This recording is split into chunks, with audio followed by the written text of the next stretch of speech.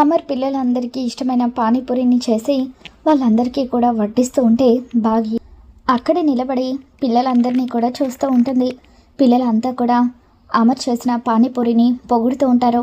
Wow dad, చాలా సూపర్గా ఉంది, టేస్ట్ అదిరిపోయింది అని చెప్పి పిల్లలందరూ కూడా అమర్కి కాంప్లిమెంట్స్ ఇస్తూ ఉంటే ఇక అది విన్న బాగీకి నోరూరుతూ ఉంటుంది. అమర్ బాగీ వైపు చూస్తూ కావాలని తనని ఆట పట్టిస్తూ ఉంటాడు. పిల్లలు, ఈరోజు మీకు ఫుడ్ పైన ఎటువంటి రిస్ట్రిక్షన్ లేదు, ఎవరికి ఎన్ని కావాలో అన్ని తినండి అని చెప్పి అమర్ అంటూ ఉంటాడు.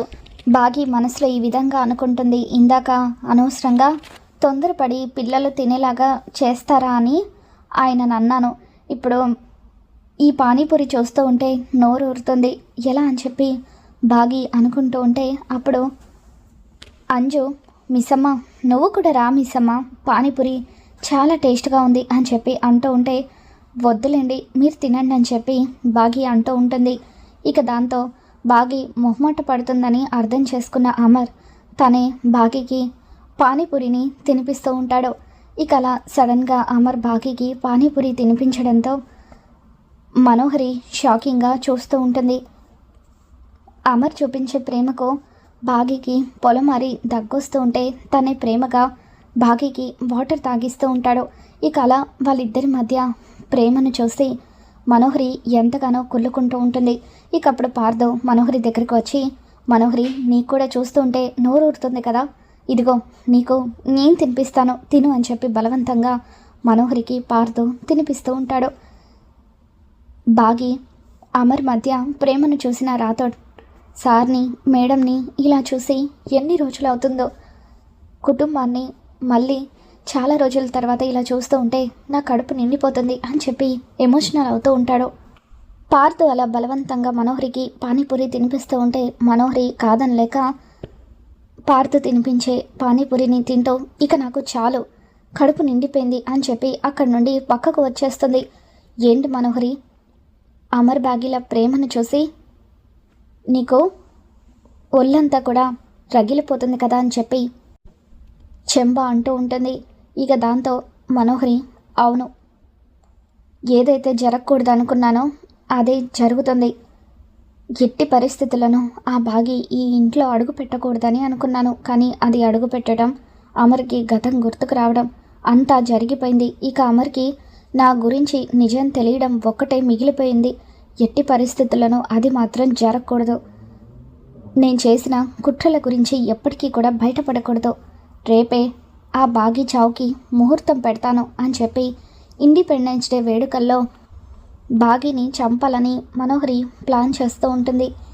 మరోవైపు మనోహరి ఒక రౌడీకి ఆంజనేయ స్వామి విగ్రహాన్ని ఎత్తుకు వెళ్ళమని చెప్తుంది కదా.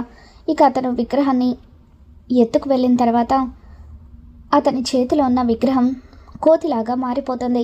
ఇక అలా ఒక్కసారిగా కోతి అతని మీద దాడి చేసి అక్కడి నుండి వెళ్ళిపోతుంది. ఇక అలా మళ్ళీ అమర్ ఇంట్లోకి ఆ విగ్రహం వచ్చి చేరుతుంది. ఇక దాంతో ఆ రౌడీ గాయాలతో మనోహరికి ఫోన్ చేస్తాడు. మేడం, ఆ ఆంజనేయ స్వామి విగ్రహం చాలా పవర్ఫుల్ మేడం, మీరు ఆ విగ్రహాన్ని నా చేతికిచ్చిన తర్వాత దాన్ని తీసుకువెళ్తూ ఉంటే సడన్గా విగ్రహం కోతిలాగా మారిపోయింది మేడం, దయచేసి దేవుడితో మాత్రం ఆటలు ఆడకండి, మీ డబ్బులు నాకేమీ అవసరం లేదు, మీరు చెప్పిన ఈ పని నేను చేయలేను మేడం అని చెప్పి అతను ఫోన్ పెట్టేస్తాడు. ఇక ఆ మాటలు విన్న మనోహరికి చెమటలు పడుతూ ఉంటాయి. పిల్లల గదిలోకి వచ్చి చూసేసరికి ఆంజనేయ స్వామి విగ్రహం అక్కడే ఉంటుంది. ఇక దాంతో చెంబ మనోహరితో, చూసావా మనోహరి, ఇందాక నేను విగ్రహం కోతిలాగా మారిపోయిందంటే నువ్వు మంత్రగత్తెను కాబట్టి నాకు అలా అనిపించిందని అన్నావు, ఇప్పుడు చూసావు కదా ఏం జరిగిందో, ఇక మీదటైనా ఆ విగ్రహం జోలికి వెళ్ళకు అని చెప్పి చెంబ మనోహరికి చెబుతూ ఉంటుంది. తర్వాత రోజు ఉదయాన్నే ఇండిపెండెన్స్ డే వేడుకల కోసం అని చెప్పి ఇంట్లో అందరూ కూడా రెడీ అవుతూ ఉంటారు. పిల్లలు బాగి దగ్గరకు వచ్చి, మిస్సమ్మ మాకు గెటప్స్ వేసి రెడీ చేస్తానని చెప్పావు కదా, మేము మా కాస్ట్యూమ్స్తో రెడీగా ఉన్నామని చెప్పి పిల్లలు అంటూ ఉంటారు. ఇక దాంతో బాగి, రండి పిల్లలు మిమ్మల్ని నేను రెడీ చేస్తాను అని చెప్పి వాళ్ళందరినీ కూడా ఎంతో అందంగా రెడీ చేస్తూ ఉంటుంది. ఇక అలా పిల్లలందరినీ బాగా అందంగా రెడీ చేయడంతో అది చూసిన అమర్ చాలా సంతోషపడతాడు.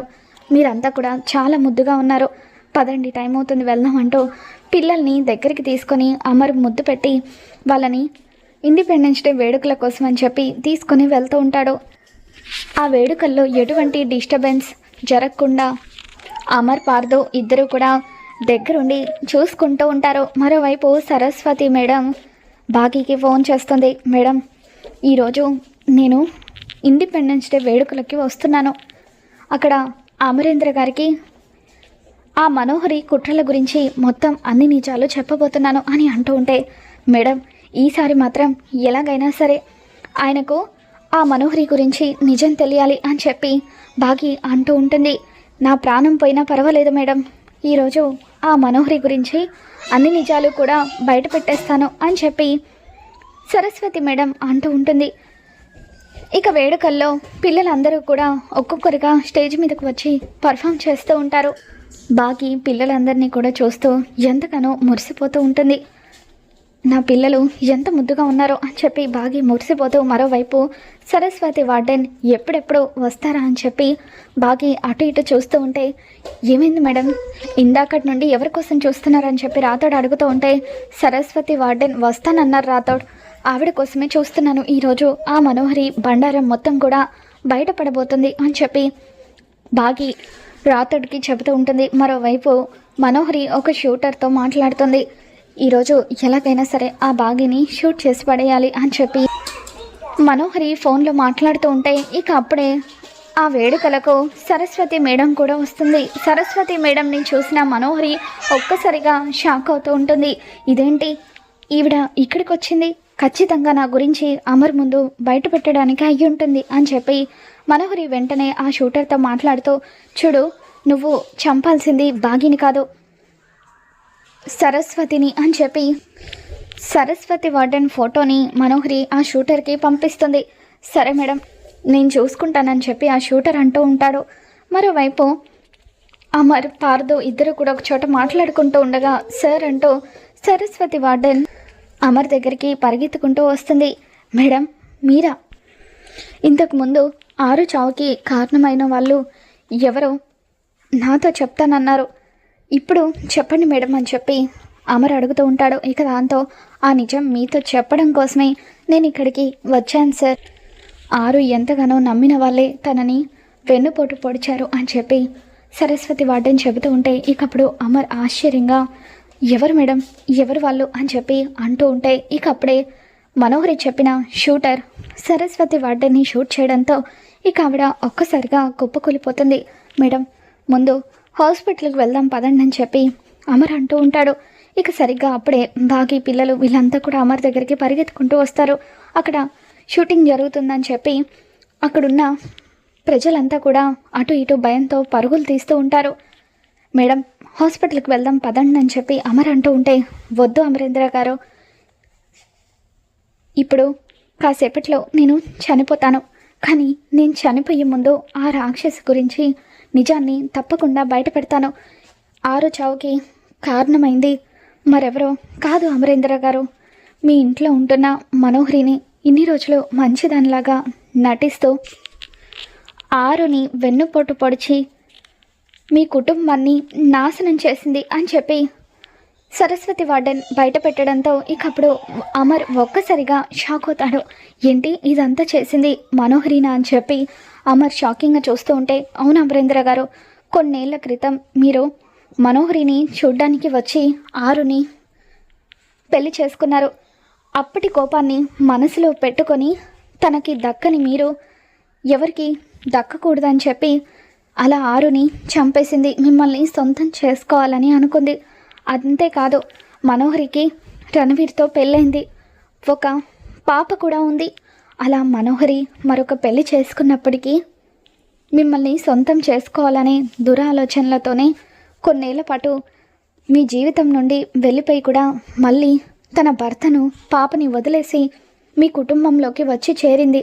అలా విషయాన్ని వెదజల్లుతో ఆరుని కుటుంబాన్ని నాశనం చేసిందని చెప్పి అలా సరస్వతి వార్డెన్ చనిపోయే ముందు నిజాలన్నీ కూడా అమరేంద్ర ముందు బయట పెట్టడంతో దూరం నుండి ఇదంతా కూడా వింటున్న మనోహరికి ముచ్చెమటలు పడుతూ ఉంటాయి.